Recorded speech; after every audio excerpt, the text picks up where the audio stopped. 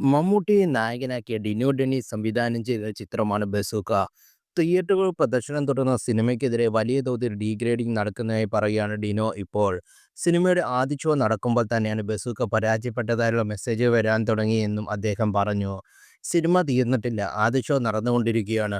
ആ ടൈമിൽ എനിക്ക് മെസ്സേജ് വന്നുകൊണ്ടിരിക്കുകയാണ് പടം പൊട്ടി എന്ന് പറഞ്ഞ്.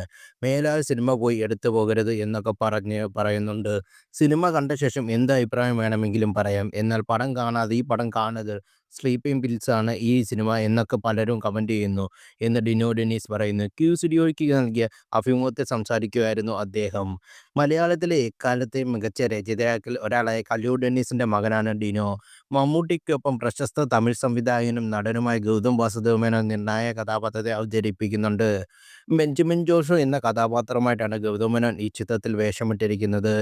ചിത്രത്തിൽ സിദ്ധാർത്ഥ് ഭരതൻ, ഭാമ അരുൺ, ഡീൻ ഡെന്നീസ്, ദിവ്യപിള്ള, സ്ഫടികൻ ജോർജ് എന്നിവരാണ് മറ്റു പ്രധാന താരങ്ങൾ.